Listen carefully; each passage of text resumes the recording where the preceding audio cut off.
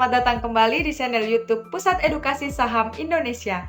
Bersama saya Coach Lutfia, hari ini kita akan membahas emiten yang berkode HMSP atau PT Hanjaya Mandala Sampurna. Sebelumnya, jangan lupa pencet tombol like, subscribe, dan bunyikan loncengnya ya. PT Hanjaya Mandala Sampurna didirikan oleh Bapak Liem Seng Thi pada tahun 1913. Pada tahun 1913 sampai 1930, PT HM Sampurna masih dipegang oleh generasi pertama, yaitu Bapak Lim. Dan pabriknya berada di kawasan industri di Surabaya. Pada saat itu, pada periode tersebut, PT HM Sampurna memiliki produk unggulan berupa SKT, sigaret kretek tangan. Pada tahun 1959, PT HM Sampurna dilanjutkan oleh generasi kedua, yaitu Bapak Aga Sampurna, dan dengan produk unggulan yang masih tetap sama. Pada tahun 1978 sampai tahun 1989, PT HM Sampurna melakukan pembaruan bisnis dengan memproduksi SKM atau sigaret kretek mesin. Dan setahun setelahnya, PT HM Sampurna mulai melakukan modernisasi bisnis berbentuk investasi dan ekspansi.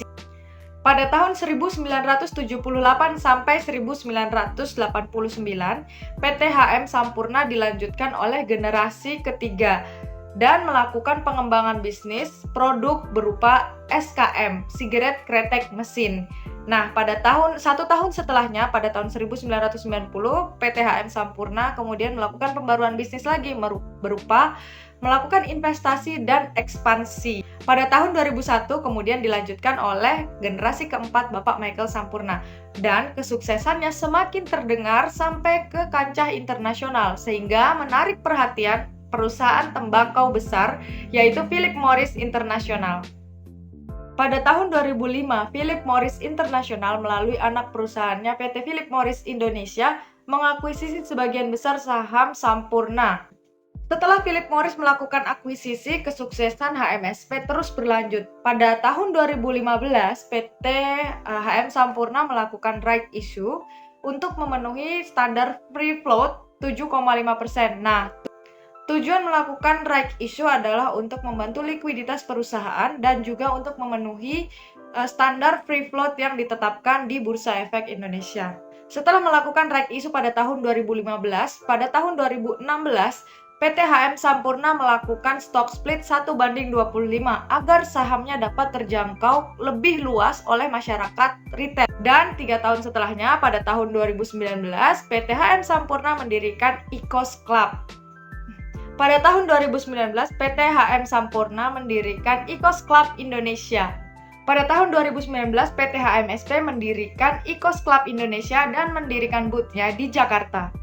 Nah, dari ulasan yang tadi saya sampaikan tentang sejarah PT HMSP, sebenarnya kita bisa lihat dari sejarah kesuksesannya ini tercermin dari chart teknikal di sahamnya. Secara teknis, chart HMSP ini meningkat sampai tahun 2018, kemudian menurun dari tahun 2018 akhir sampai 2021 saat ini. Apa sih yang menyebabkan kenaikan dan penurunan itu bisa bermacam-macam, teman-teman. Tapi kalau secara fundamental, secara laporan keuangan, pencatatan peningkatan itu terjadi sampai tahun 2019. Meskipun secara teknis chartnya menurun, revenue dia meningkat, cash dia meningkat, total aset juga meningkat, gross profit juga meningkat, operating juga meningkat, kemudian piutangnya juga bisa tertagih banyak. Kemudian piutangnya juga berkurang, berarti ini mengindikasikan utang-utang PT HMSP dari orang lain bisa tertagih. Pada tahun 2020, persediaan PT HMSP meningkat. Ini didasari atas 2 hal. Yang pertama, karena respon pajak cukai rokok. Yang kedua, karena kondisi pandemi. Perusahaan akan menyimpan persediaannya. Tentu saja kita bisa bayangkan ya, kalau HMSP tetap memaksakan untuk menjualkan produk di tengah himpitan pajak cukai rokok atau kondisi pandemi yang konsumennya tidak memiliki daya beli yang tinggi, maka yang terjadi adalah pembengkakan beban penjualan. Sebenarnya kalau kita lihat ya, tahun 2019 ini adalah tahun yang paling menguras konsentrasi seluruh manajemen HMSP. Kenapa? Karena pada tahun 2019 itu adalah dampak dari 2018 pada saat persaingan harga rokok murah itu mulai menjamur di Indonesia. Maka untuk mengatasinya, PT HMSP melakukan produksi rokok berjenis SKM dan SPM alias sigaret kretek mesin dan sigaret putih mesin untuk bertahan mendapatkan revenue dan menjaga kestabilan cash-nya. Kedua jenis rokok ini akan sangat affordable atau dapat dijangkau harganya untuk kalangan retail menengah ke bawah. Di saat yang bersamaan, PT HMSP juga mendirikan IQOS Club Indonesia dan membangun booth di Jakarta. IQOS sendiri sejak tahun 2014 sebenarnya sudah diinisiasi oleh PT HMSP di Jepang. Namun, karena kendala regulasi farmasi yang ada di Jepang, pada akhirnya produksi IQOS dialihkan ke Indonesia. Nah, Philip Morris sendiri adalah perusahaan Amerika yang pada saat itu, tahun 2014, belum mendapatkan izin edar dari FDA atau semacam BPOM-nya Amerika. IQOS sendiri diklaim menjadi jalan tengah antara rokok tradisional dan rokok elektrik atau vape. Dia memiliki kadar nikotin yang rendah, dan mudah dibawa dan lebih elegan karena bentuknya elektrik. Nah, baru pada tahun 2020 ini FDA memberikan izin edar pada IQOS untuk konsumen-konsumen di Amerika. HMSP sendiri diuntungkan karena berada di Indonesia, sebab Indonesia menjadi salah satu negara penghasil tembakau terbesar di dunia yang bisa menopang produksi rokok-rokok konvensional PT HMSP dan juga IQOS yang nantinya akan diekspor ke negara Amerika. Nah, sebenarnya produk yang diunggulkan oleh PT HMSP itu spesifik menjadi 3 segmen bisnis. PT HM Sampurna sendiri memiliki strategi dagang dengan mengeluarkan 3 segmen rokok. Yang pertama SKT, sigaret kretek tangan atau kita sering tahu rokok linting. Yang kedua SKM, sigaret kretek mesin yang sehari-hari teman-teman bisa beli di pusat perbelanjaan. Yang ketiga sigaret putih mesin, itu juga bisa didapatkan ya di pusat perbelanjaan dan sekarang sudah banyak yang menggunakannya. Nah, 3 segmen ini minimal memiliki 3 merek dagang seperti yang tertera di layar ini. Menurut data pada tahun 2019 lebih banyak orang mengkonsumsi produk rokok bernikotin rendah atau SKM, LT, dan SPM. Nah, ini menjadi keuntungan besar untuk HMSP terus menguasai produk pasar rokok yang menengah ke bawah. Nah, kemudian kalau kita lihat lagi dari teknikalnya, penurunan yang panjang itu terjadi sampai tahun 2021. Penyebabnya adalah selain karena pandemi di tahun 2020 juga masih belum adanya peningkatan penjualan dari PT HM Sampurna. Namun kita bisa lihat dari sinyal FDA memberikan izin edar IQOS ini menjadi peluang besar bisnis di masa depan melihat pola konsumsi seseorang melakukan konsumsi rokok itu berubah menjadi gaya lebih modern, namun tetap menginginkan nikotin dengan kadar rendah, maka HMSP bisa menjadikan ini peluang di masa depan. Sekalipun masyarakat Indonesia mengurangi konsumsi rokok konvensionalnya. Pada tahun 2020 kita bisa lihat dari semua laporan keuangannya, bahkan teknikalnya juga mengalami penurunan. Secara teknis ditandai dengan volume perdagangan pada saham HMSP yang juga menurun. Lalu bagaimana mungkin HMSP masih bisa menarik? Di mata sebagian besar orang, HMSP mengalami penurunan mendalam ini menjadi sebuah shock yang sangat berat. Karena bagaimana mungkin perusahaan besar yang dianggap blue chip juga bisa turun akibat keadaan global ini. Ada beberapa kemungkinan teknis yang membuat analis teknikal percaya bahwa indikator teknis seperti volume, MACD, RSI, atau stokastik, atau moving average sudah menunjukkan tanda-tanda penurunan yang sangat dalam.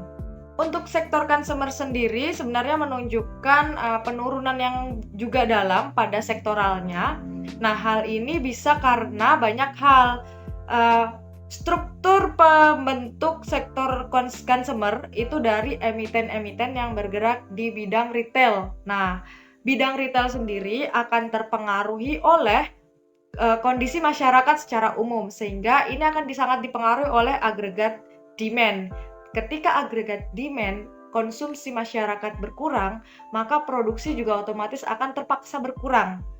Untuk beberapa waktu ke depan, masih bisa diprediksi akan mengalami recovery ekonomi secara makro. Nah, ini akan berpengaruh ke sektor-sektor di dalam perekonomian, termasuk sektor consumers, yang sangat terpengaruhi oleh daya beli masyarakat. Nah, pada beberapa waktu ke depan, dimungkinkan sekali untuk sektor consumer di bidang rokok, tidak akan terjadi kenaikan pajak, kecuali ada perubahan jika diinginkan oleh pemerintah. Nah, kemudian kita masih bisa lihat bahwa pajak dividen masih tertahan di level yang wajar, dan untuk masa-masa recovery ke depan, jika memang tidak ada perubahan pada cukai rokok dan pajak dividen, ini menjadi salah satu stimulus yang bagus untuk perusahaan consumer di bidang rokok meningkatkan kembali produksinya dan mengedarkan kembali persediaan-persediaan yang kemarin tertahan, sehingga akan memperlancar cash flow dari perusahaan tersebut. Nah, ini akan menjadi peluang setelah mengalami penurunan yang sangat panjang.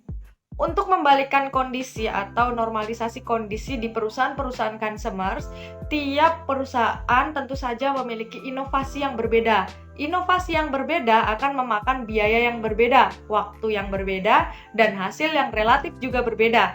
Nah, untuk itu, HMSP sendiri harus benar-benar cermat dari sisi manajemen untuk memproduksi produk-produk yang benar-benar dianggap efektif dan efisien, bisa diserap pasar, dan juga menekan serendah-rendahnya biaya yang bisa kemungkinan keluar. Untuk keberhasilannya seperti apa? Keberhasilannya sebenarnya tergantung pada pasar dan kepada manajemen HMSP itu sendiri. Kesimpulannya, untuk value investor mungkin mereka tidak berpikir bahwa saham HMSP murah. Namun bagi para traders yang menggunakan analisa teknikal, mungkin akan berpikir ini akan menjadi peluang teknis. Selebihnya adalah kondisi ceteris paribus. Kesimpulannya, bagi para value investor mungkin tidak berpikir saham HMSP murah. Namun bagi trader akan berpikir ini menjadi peluang teknis yang mengandalkan analisa teknikal dan memanfaatkan kesempatan. Nah, demikian ulasan tentang HMSP hari ini. Semoga bermanfaat. Jangan lupa selalu klik like, subscribe, dan pencet tombol loncengnya. Bye-bye!